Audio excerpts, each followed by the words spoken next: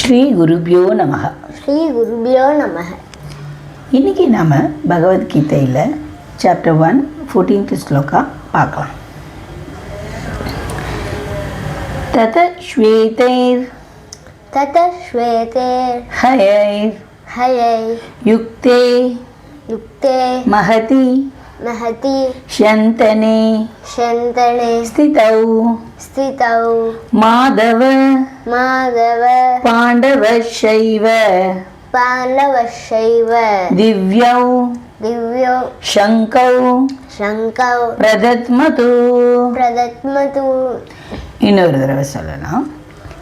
தத ஸ்வேதைர் ஹயைர்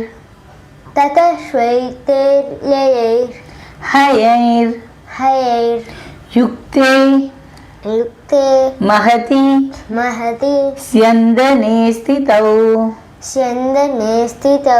மாதவ பாண்டவஷைவ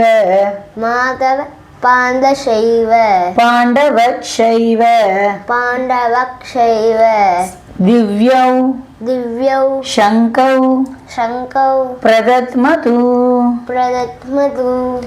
இப்போ ஒரு சைடில் நம்ம கௌரவர்கள் பக்கம் பார்த்தோம், அவங்க சங்க ஊதி போற ஆரம்பிக்கிறாங்கன்னு.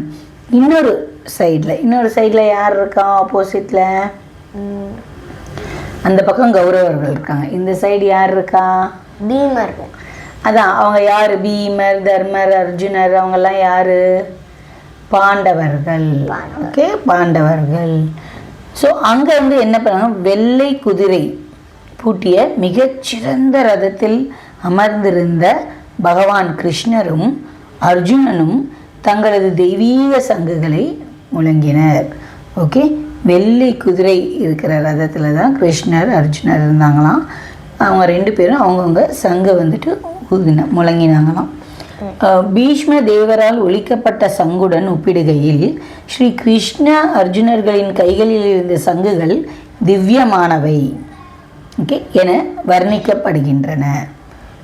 அதாவது பீஷ்மர்கிட்ட இருக்கிற சங்கை விட இவங்க ரெண்டு பேர்கிட்ட இருக்கிற சங்கு வந்து ரொம்ப திவ்யமான அப்படின்னு சொல்லிட்டு வர்ணிக்கிறாங்களாம். கிருஷ்ண பாண்டவர்களின் தரப்பில் இருந்ததால் எதிர்த்தரப்பினருக்கு வெற்றி கிடைக்கும் என்ற நம்பிக்கைக்கு இடமே இல்லை என்பது தெய்வீக சங்குகளின் முழக்கம் சுட்டி காட்டுகிறது. கிருஷ்ணர் யார் பக்கம் இருந்தார் போரில்? பாண்டவர்கள். அதனால் கண்டிப்பாக வெற்றி வந்து அவங்களுக்கு தாங்கிறதுல இந்த தெய்வீக சங்கு முழக்கமே வந்து சுட்டி காட்டிச்சான். சரி, வெற்றி வந்து இவங்க பக்கம்தான்னு அந்த சங்கு முழக்கத்திலேயே வந்து புரிஞ்சுதான். ஓகேவா? ஜெயஸ்து பாண்டு புத்திரானாம் ஏஷாம் பக்ஷே ஜனார்த்தன. பாண்டவர்களை போன்று பகவான் கிருஷ்ணரோடு எப்போதும் நல்லுறவு கொள்பவர்களுக்கே வெற்றி. இதில் என்ன சொல்கிறாங்கன்னா, பாண்டவர்கள் எப்படி வந்து கிருஷ்ணர் அவங்க பக்கம் வச்சிருந்து போரில் ஜெயித்தாங்களோ அந்த மாதிரி எப்போ யார் கிருஷ்ணர் பக்கம் இருக்காங்களோ அவங்களுக்கு தான் வாழ்க்கையில் வெற்றி கிடைக்கும் அப்படின்னு சொல்கிறாங்க. இதனால் என்னென்னா, நம்ம எப்போவுமே வந்து நம்மளுக்கு ஏதாவது ஒரு கஷ்டம் இல்லை ஏதாவது ஒரு ப்ராப்ளம்னா நம்ம போய் கிருஷ்ணர்கிட்ட சரண்டர் ஆகணும். ஓகேவா? நம்ம அந்த ஒரு பாட்டில் கூட சரணாகத்தின்னு பார்த்தோம் இல்லையா? ஸோ கிருஷ்ணர்கிட்ட நம்ம அப்படி சரணடைஞ்சிட்டோன்னா நம்ம கஷ்டத்தை எல்லாம் அவர் நிவர்த்தி பண்ணிடுவார் அப்படின்னு அர்த்தம். ஓகே, ஸோ பகவான் எங்கெல்லாம் இருக்காரோ, கிருஷ்ணர் எங்கெல்லாம் இருக்காரோ அங்கெல்லாம் லக்ஷ்மியும் இருப்பாங்க. லக்ஷ்மிங்கிறவங்களும் நம்மளுக்கு வேணும் இல்லையா? செல்வ திருமகள். நம்மளுக்கு வந்துட்டு பணம் இல்லைன்னா நம்ம வந்துட்டு வாழ முடியுமா? முடியாது இல்லையா? ஸோ அதனால் அந்த நம்மளுக்கு பொருட்செல்வமும் வேணும். அப்போது கிருஷ்ணர் எங்கே இருக்காரோ அங்கே வந்து லக்ஷ்மியும் இருப்பாங்க. ஓகேவா? ஏன்னா லக்ஷ்மி வந்து எப்போவுமே இவரை விட்டு பிரியறது கிடையாது. ஸோ நம்ம கிருஷ்ணரை நினச்சிக்கிட்டே இருந்தோன்னா அவர் நம்ம பக்கம் இருப்பார். கூடவே லக்ஷ்மி தேவியும் நம்ம பக்கம் இருப்பாங்க.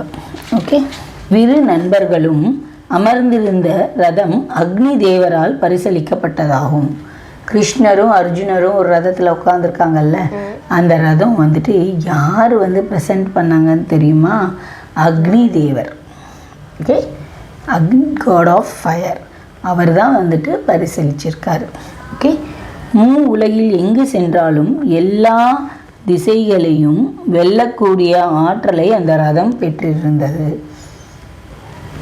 ஓகேவா?